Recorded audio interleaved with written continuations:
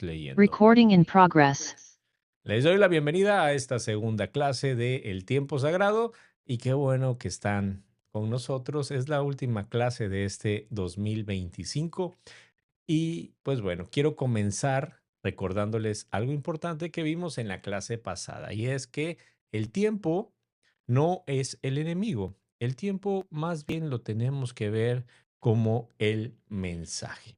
Dios lo diseñó para mostrarnos a Cristo cada segundo que existe, existe para eso, para mostrarnos a Cristo. Pero hoy quiero que vayamos un pasito más allá y yo la verdad que esto me emociona mucho y les comparto esta emoción porque viene desde un punto de vista en el cual he buscado en la escritura, en la historia de la iglesia, en la reflexión de muchos autores, y creo que he entendido que si solamente habláramos de la primera venida de Jesús, estamos contando la mitad del Evangelio. Porque Cristo vino una vez para salvar, pero Cristo va a venir una segunda vez para consumar. La cruz resuelve nuestra culpa, pero la parucía resolverá toda la creación. Sé que quizás, como les pregunté, hay hermanos de otras iglesias y voy a ser muy respetuoso y entiendan que lo que hablo, lo hablo como si yo lo estuviera predicando en la iglesia, en el púlpito, ¿no? Que cada domingo predicamos. Y, y bueno, si solo miramos el pesebre, nos quedaríamos muy cortos. Nosotros como cristianos necesitamos mirar también al cielo que se va a abrir.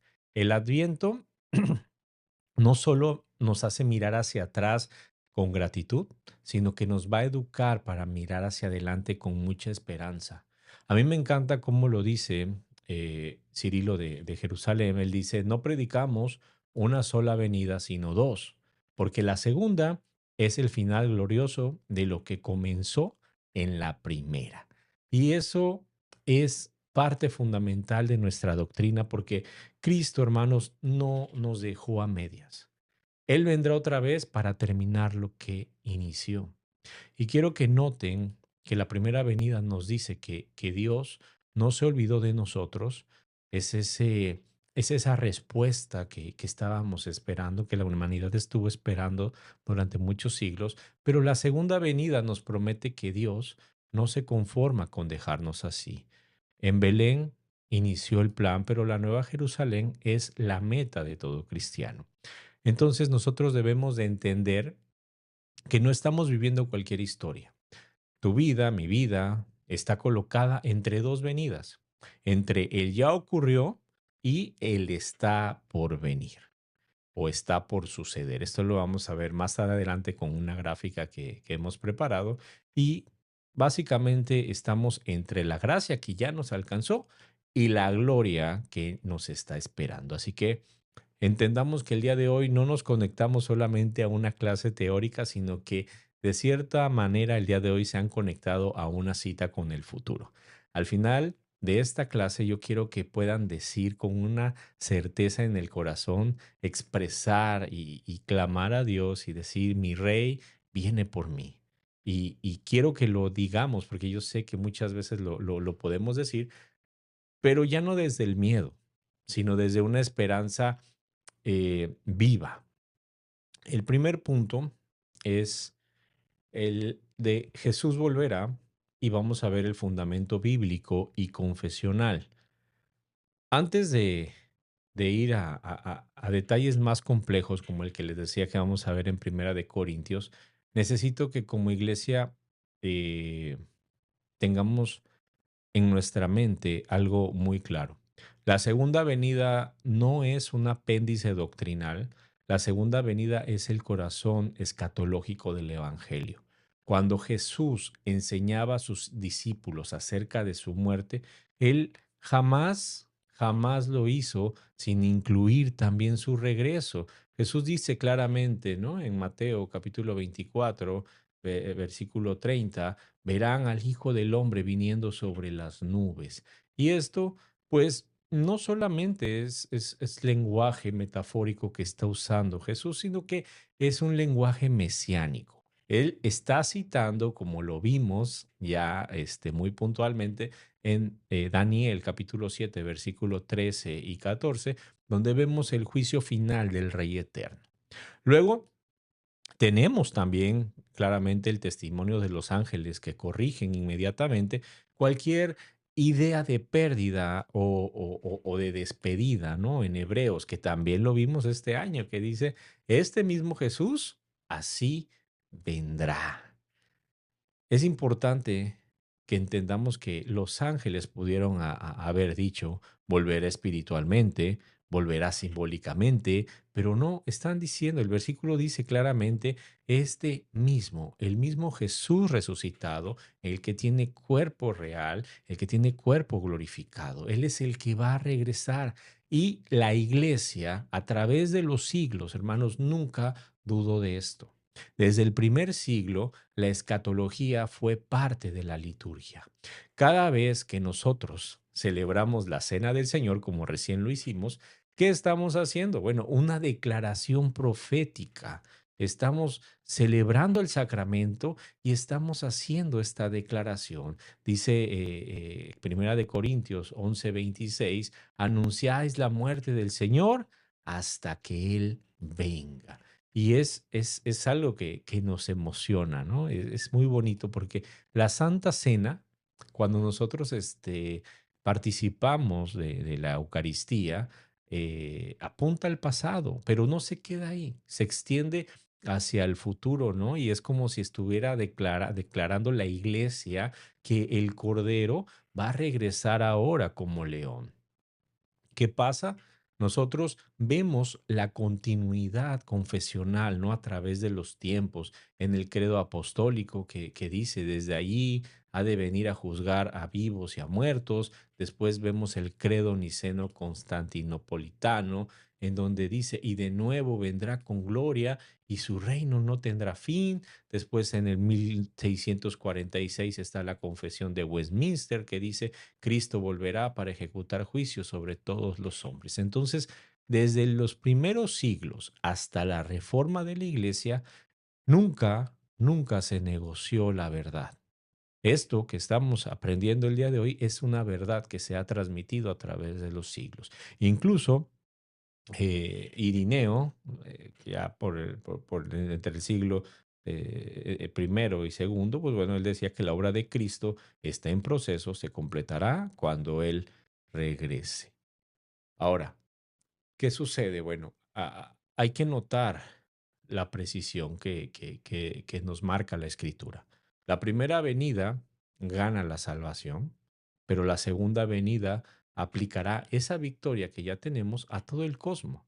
Calvino, él decía que Cristo aparecerá por segunda vez, no para ofrecer salvación otra vez, sino para consumarla. Es decir, que la redención ya fue comprada. La redención aún será plenamente vista, ¿no? Todos lo veremos. Entonces, sin la parucía, sin esa segunda venida, pues no habría victoria final sobre la muerte, no habría justicia absoluta, no habría una restauración de la creación, no veríamos el cielo nuevo y la tierra nueva. Entonces, la encarnación entendamos que abre la historia de la salvación, pero la parucía la cierra con gloria. Yo creo, en mi pensar, que sin la segunda venida, la cruz queda como un final pendiente. Sin la segunda venida de Cristo, el consumado es, aún no se vería del todo. Sin la segunda venida, el adviento pues queda como que un poquito mocho. Entonces, Cristo no deja cabos sueltos, Él vuelve porque su obra no es una posibilidad, sino que es una certeza profética. El Cristo que vino a redimir a cada uno de nosotros volverá a, a, a reinar, ¿no? Volverá para reinar sobre todo lo creado. Y ese regreso, hermanos, no va a ser un regreso humilde como lo vimos en Belén, sino Apocalipsis capítulo 19 dice que va a ser un regreso glorioso. Y eso nos da pauta para nuestro segundo punto, que es la esperanza escatológica de la iglesia. ¿Por qué? Porque para entender la segunda venida correctamente necesitamos mirar cómo ha vivido la iglesia esto desde el principio. Fíjense algo que hacían los primeros cristianos. Ellos no miraban la cruz como un recuerdo como lo hacemos hoy por hoy la mayoría de los cristianos, ¿no? Incluso su saludo no era un hola, no era un Dios te bendiga como hoy por hoy lo hacemos, sino que su saludo, como ellos acostumbraban a saludarse, era una declaración de esperanza. ¿Alguien sabe cómo se saludaban? Maranata, ¿no? Es el Señor viene. Y lejos de ser una frase bonita, bueno, era para ellos, era algo muy especial porque era el oxígeno para sobrevivir a la persecución. Era la fuerza para entrar a las catacumbas porque no lo tenían fácil, tenían que enfrentar la espada, tenían que soportar las pérdidas, ellos tenían que amar hasta el final. Entonces, si la iglesia del primer siglo seguía existiendo después de cada golpe, era por una certeza, era por algo que ellos tenían muy, muy arraigado en su corazón, y era que Jesús no había terminado su obra, que Jesús volvería. Entonces, ellos no esperaban un colapso mundial, no esperaban como ahora eh, muchos hermanos en la fe, ¿no? Que de pronto esperan un anticristo o que pase algo, una tribulación o que pasen cosas turbias, ¿no? Que venga un huracán que acabe con todo. No, ellos esperaban a una persona, esperaban a su rey, esperaban a Cristo. Ese corazón no se apagó con el tiempo. La iglesia, hermanos, lo ha sostenido en su sana doctrina, en su liturgia y en su misión. La confesión de Westminster lo expresa de una manera muy bonita, como les decía. Cristo volverá con gran poder para juzgar al mundo en justicia. En otras palabras, el mundo no termina con el caos del pecado, sino con la justicia del Hijo. Mientras hoy muchos hablan, como les digo, del fin del mundo con mucho miedo, nuestro deber, nuestra fe debe de ser levantar nuestra cabeza y decir, a ver, el fin del mundo solamente es el comienzo del reino visible. Esa es la esperanza que nosotros debemos de mantener, porque nosotros no esperamos un desastre. Nosotros lo que esperamos es una restauración. La escatología bíblica nunca ha tenido como meta o como fin el generar una paranoia. La Biblia genera paciencia, no nos da una invitación a escondernos. La Biblia nos lanza un llamado a que permanezcamos firmes. Jesús enseña que la espera no es un ocio espiritual, es una vocación diaria que tenemos que tener. Es muy importante esta palabra y yo creo que el año que viene la vamos a manejar mucho, la vocación. Vamos a enfocarnos mucho en que líderes, servidores, vean esa parte de la vocación hacia el servir al Señor. ¿Por qué? Porque esta vocación diaria se refleja en servir con fidelidad, eh, en amar, ¿no? ¿Por qué no amar en medio de las pruebas? Eh, Perseverar cuando todos se rinden, cuando todos tiran la toalla. Es vivir como si Cristo fuera a volver el día de hoy, como si fuera a volver esta noche. Y hablando un poquito desde mi pasión, ¿no? Desde lo que yo siento, es que si la iglesia primitiva, a ver, no tenía templos, no tenían púlpitos, no tenían redes sociales, no tenían proyecciones, no tenían luces, no tenían la facilidad que hoy en día tenemos como iglesia. Imagínense si ellos con esas carencias transformaron el mundo, fue obviamente porque ellos vivían pensando que si Cristo volvía, pues valía la pena seguir. que si Cristo va a volver, vale la pena sufrir, y no era un sufrimiento como el que ahora sufrimos nosotros. "Oh, me cortaron el Netflix, me cortaron el Spotify, el internet, o ya no tengo para el cable". A ellos los metían a que se los comieran los leones, a ellos los pasaban por espada, o sea, ellos sí tenían sufrimientos de verdad. No es como ahora, se me acabó el gas, señor, ¿qué vamos a hacer? No tengo para pagar la luz. Yo creo que este, nos quedamos muy cortos, ¿no? En la palabra sufrimiento.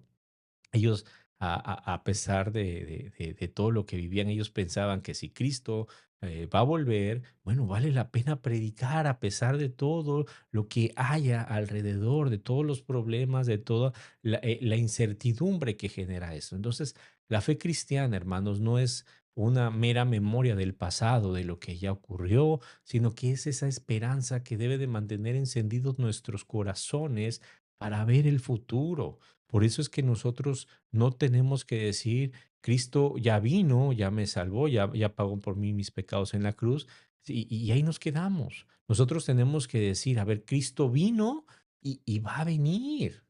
Y bueno, esa parte precisamente, el Cristo ya vino y el Cristo va a venir, nos da el desarrollo o nos da la entrada a, a esta segunda, em, este segundo punto.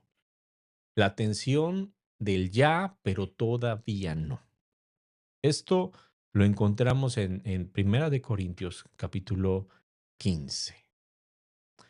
Esto es, eh, es el corazón del Adviento, llamémosle de esa manera, ¿no? ¿Por qué? Porque hay un capítulo, si hay un capítulo que sintetiza la esperanza cristiana, es este.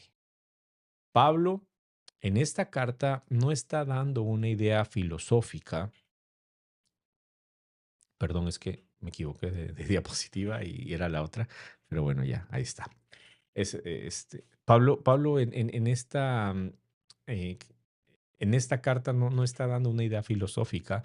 Lo que hace está revelando la estructura del plan de Dios. Y aquí nos enseña una verdad que debemos de aprender a amar. Él define nuestra vida en este momento de la historia. ¿Por qué? Porque ya hemos sido rescatados, pero aún esperamos la plenitud. Eh, quiero que mantengan esta, esta,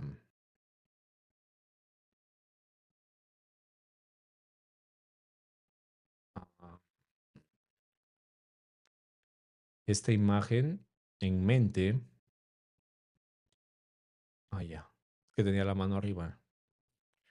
Bien, quiero que mantengan esta imagen en mente mientras hablamos de este punto. Esta imagen habla acerca de la creación, llamémosle el jardín del Edén. Hay dos círculos, el pasado y el futuro. Dense cuenta que en el pasado hay una cruz que es a lo que podemos llamar la escatología inaugurada. Nosotros estamos en medio del pasado y del futuro. Nos encontramos donde está la flecha, en el presente. Y al final hay una nueva creación. Esto nos habla del ya, pero todavía no. Y ahorita vamos a entender esto del ya, pero todavía no, que es algo muy bonito. Mantengan esa imagen en mente, por favor, y vamos a avanzar. Dice Primera de Corintios, capítulo 15, versículo 20, mas ahora Cristo ha resucitado de los muertos. Esto es lo que ya ocurrió, ¿no? Estamos acá, que ya pasó. Es historia, es un hecho documentado, es un hecho proclamado desde el siglo I. Es la resurrección de Jesús, la victoria está asegurada, ¿no? Está clarísimo. Pero Pablo no se detiene ahí. Él sigue más adelantito en el 23 y dice, luego, los que son de Cristo en su venida, ¿no? Dice completo, pero cada uno en su debido orden, Cristo las primicias, luego los que son de Cristo en su venida, ¿no? Entonces, esto esto todavía no ha sucedido. Esto es el futuro, es promesa, es el destino. Entre estos dos versículos se encuentra toda nuestra existencia cristiana. Es la flecha en donde nosotros estamos parados. Si se dan cuenta, nosotros estamos conviviendo en el pasado y en el futuro.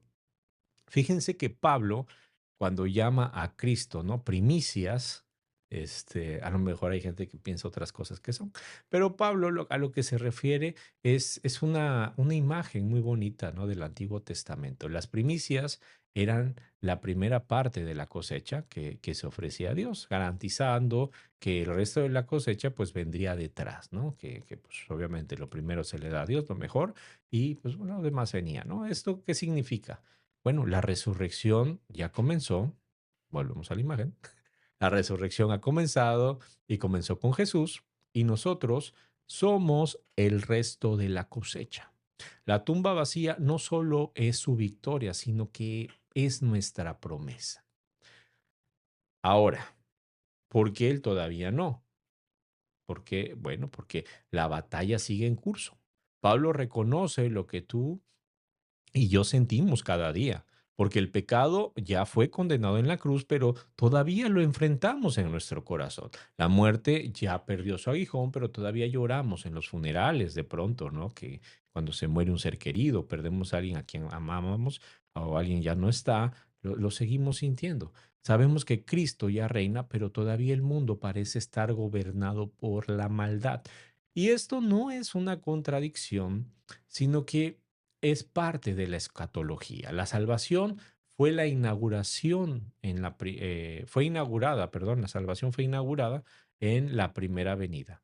Y la salvación va a ser consumada en esta segunda venida. Entonces nosotros vivimos en este intervalo santo, llamémosle así, entre Belén y la Nueva Jerusalén. Eh, Tenemos que entender esta nota teológica. Aquí lo traté de hacerlo más específico. Es un término muy importante que nosotros debemos de recordar siempre cuando estemos hablando, cuando estemos escribiendo alguna anotación, cuando estemos leyendo la palabra de Dios. Este término que se llama redención inaugurada, que es lo que Cristo ya logró, que fue la justificación, la adopción, la reconciliación. Y por el otro lado tenemos la redención consumada, lo que Cristo volverá para completar, que es la resurrección del cuerpo, eh, la erradicación del pecado y la restauración de toda la creación. Y bueno, aquí podemos ver donde todo este versículo toma mucha fuerza, perdón, todo este pasaje de 1 de Corintios capítulo 15 toma mucha relevancia, eh, llamémoslo una explosión, una detonación, porque dice, y el postrer enemigo que será destruido es la muerte. El enemigo ya fue derrotado, pero todavía no ha sido expulsado definitivamente del campo de batalla.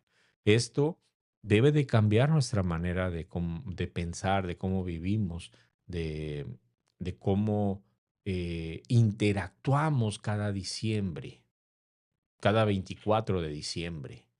Y yo creo que no nada más cada época de Navidad, sino que también cada día del año. ¿Por qué? Porque nosotros no vivimos con miedo del futuro, no vivimos desde ese temor, ahora vivimos desde la victoria del pasado y caminamos hacia la gloria del mañana. No somos eh, personas que están derrotadas, esperando a ser rescatados, que somos, bueno, somos resucitados esperando a ser glorificados. Nosotros ya reinamos con Cristo, ¿no? Entonces, la fe cristiana no es el evadir el presente, es esa esperanza activa en medio de lo que estamos viviendo. Vivimos en la tensión, pero una tensión que está llena de certeza. ¿Cuál es nuestra certeza? ¿Qué es lo que debemos de pensar nosotros siempre? Bueno, Cristo vino, Cristo reina y Cristo va a volver. Y es importante que entendamos, ¿no? Y discernamos bien los tiempos, y nos mantengamos vigilantes. Hay hay siempre esta tentación que yo digo que es muy humana, ¿no? Cuando hablamos del fin de los tiempos, Siempre, siempre, siempre el ser humano quiere controlar lo que solamente Dios conoce. Tenemos muchísimos ejemplos. Jesús fue muy claro, fue directo con sus discípulos y él dijo, velad pues, porque no sabéis a qué hora ha de venir vuestro Señor. Entonces, fíjense en lo que Jesús sí ordena. Jesús nos da muchas órdenes, nos da muchos eh, mandatos y también hay cosas que nos manda a no hacer. Jesús de pronto no nos pidió que construyéramos cronogramas proféticos, ni que estuviéramos jugando al adivino, ¿no? Pensando cuándo va a regresar. Jesús no nos pide obsesionarnos con fechas, con señales conspiranoicas. Jesús, Jesús nos dice algo muy sencillo. Él nos dice, vivan preparados. La vigilancia en la Biblia no es paranoia, es discernimiento. La escatología bíblica, hermanos, es una brújula ética, no es un rompecabezas secreto que solamente eh, algunos iluminados conocen o de pronto alguien cenó muchos tacos y se le dio la revelación o vino un ángel y me habló cuando dormía. Hay muchos creyentes que se pierden intentando descifrar cada terremoto, cada eclipse, cada luna de sangre, cada cambio político, incluso cosas que ni siquiera conocen. Hay gente que está muy preocupada por lo que está pasando en Medio Oriente. La escritura se enfoca en otra cosa. Lo hemos leído. Se enfoca en la esperanza futura eh, que corrige mi conducta presente. Se enfoca en la eternidad. ¿Por qué? Porque me vuelve más sabio en mis decisiones que voy a tomar el día de hoy. Se enfoca en esperar a Cristo. ¿Por qué? Porque eso me hace más parecido a Cristo. Para la iglesia primitiva, Cristo viene, no era un tema, no era una forma de vida, o sea, ellos vivían con las manos levantadas al cielo, pero los pies los tenían muy firmes en la tierra. El vigilar, ¿no? El estar pendiente no es estar con miedo, sino que es ese amor que nosotros debemos de sentir como cristianos. Y si yo les podría dar, ¿no? Algo muy, muy de mí para que entendieran esa parte, es que tenemos que pensar que el que teme la venida de Cristo olvida cuán amado es por Dios. Eh, el cristiano El cristiano, hermanos, no debe de temblar pensando en, en ese día, sino que como cristianos, nosotros deberíamos de anhelar ese día. Yo he escuchado gente que dice, no, todavía no, que todavía no venga Jesús porque de pronto mi nieto está muy pequeño y quiero verlo crecer. O todavía no me he casado, o cosas así. Como cristianos, hermanos, nuestro mayor anhelo es que Jesús venga, que Jesús vuelva. Si alguien tiene otro anhelo en su corazón, bueno, debería de replantearse si es cristiano, si realmente ama al Señor, porque eso es lo que nos debería de llenar por completo. El Nuevo Testamento usa expresiones muy bonitas, ¿no? Como quizás en Tito, que dice aguardando la esperanza bienaventurada. Y digo que es muy bonita porque dice bienaventurado, ¿no? No dice esa esperanza terrorífica, incierta, dudosa, sino algo feliz, algo deseado, algo que es precioso. Pedro nos los dice en este llamamiento, ¿no? Que es tan leído por la iglesia. Ahí lo puse en rojo, ¿no? Pero nosotros esperamos cielos nuevos y tierra nueva. Esa es nuestra espera. No es el fin del mundo, sino que es el inicio o el comienzo del mundo correcto. El enemigo quisiera que nosotros viviéramos distraídos por el presente o a lo mejor paralizados por el futuro, pero Cristo nos dice, mira, tienes que vivir despierto, activo, en misión. y alumbrando a los demás, siendo ese árbol frondoso que da sombra mientras Él llega. Velar no es calcular cuándo va a regresar Cristo, no es estar pendiente del orden mundial, de la Agenda 2030, de que ya dijeron que van a hacer una supercomputadora en México, nada de eso. No es miedo al juicio. Nosotros tenemos que verlo desde ese amor al Rey que viene por nosotros. Ese es el corazón que la iglesia debería de mantener, esa esperanza que se va a volver en obediencia en todas las áreas de nuestras vidas. Y por último, para cerrar, bueno, pues hay que entender que tenemos que vivir con la eternidad en mente. Porque después de todo esto que hemos hablado, tenemos que aterrizarlo, obviamente, a nuestra vida real, ¿no? Es algo que creo yo que en todas mis clases o en todos los mensajes que trato de formular, de escribir, siempre hay que mantenerlo presente. Nada en nuestra vida puede seguir siendo trivial si Cristo vuelve, porque la escatología no es solamente para libros de teología, es para el calendario de nosotros. Y si lo unimos con esta temporada, bueno, entendemos que Belén nos recuerda que Dios entró en nuestra historia, pero el adviento, el estar esperando esa parucía, nos recuerda que nuestra historia entra en la eternidad. Por eso la Navidad no puede ser o no puede representar para ti solamente nostalgia, luces o cenas con la familia, porque la Navidad es un llamado al propósito.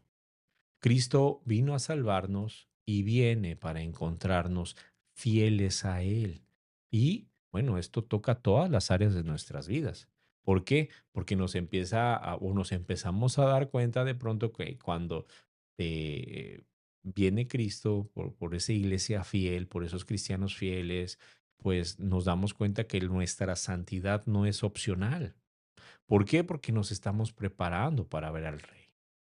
Tu misión no puede esperar. Cada alma, cada alma es eterna.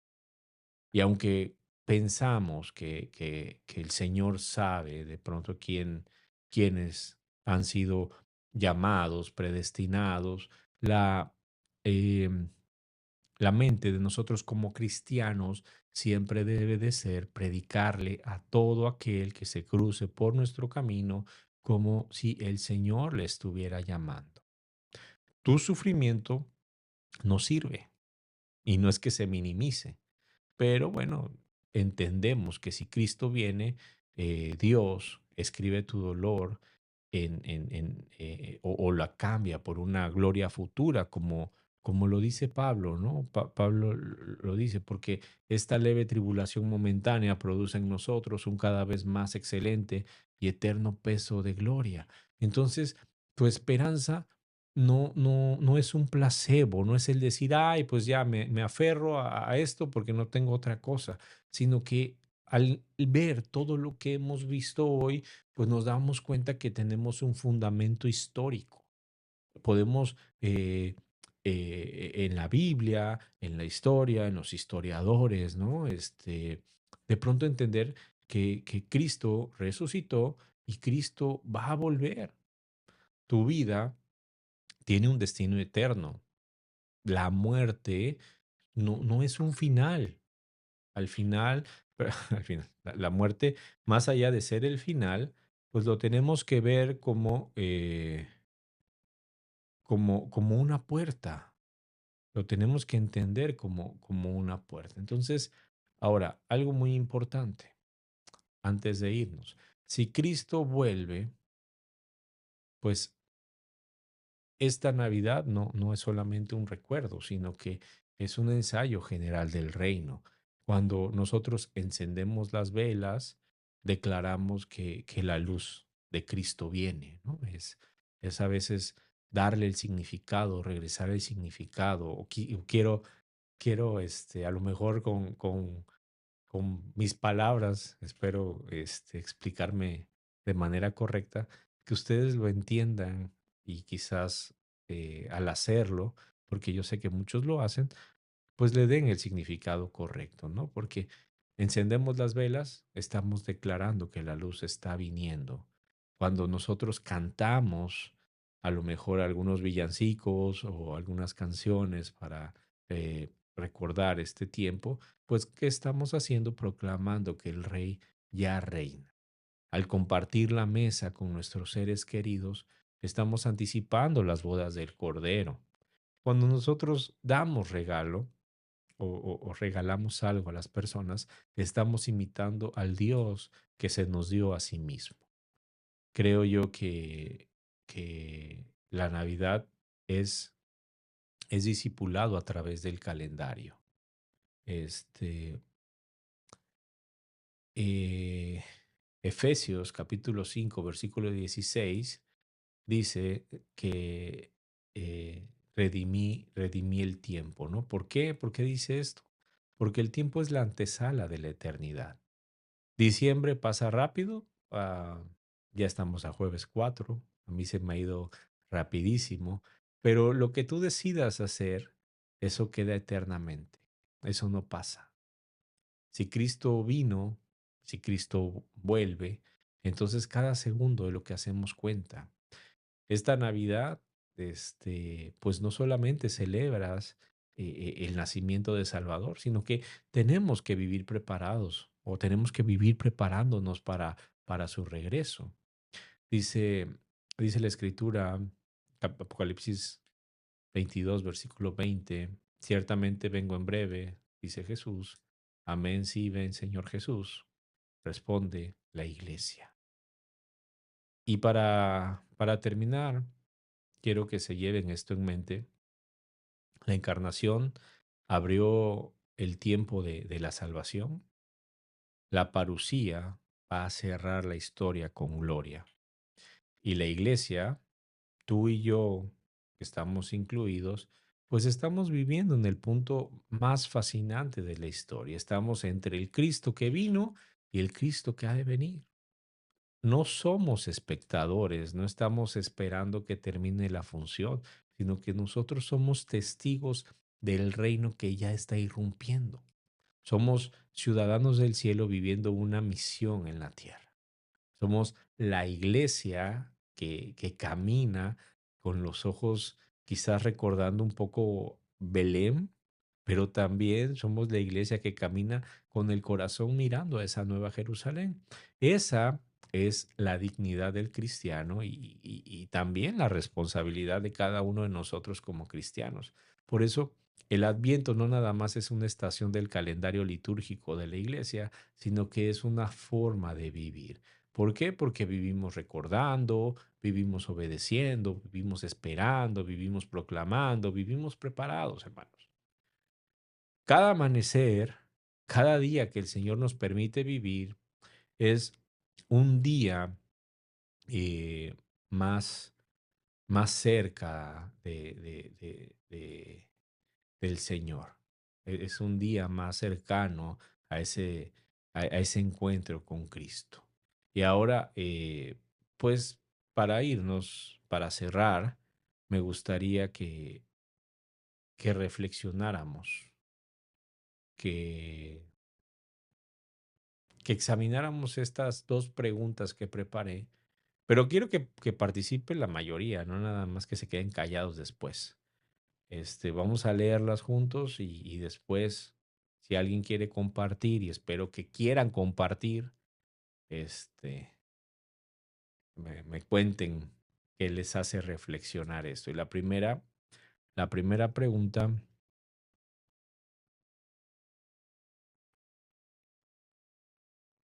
es, ay, no pasé esta, estaba bien padre.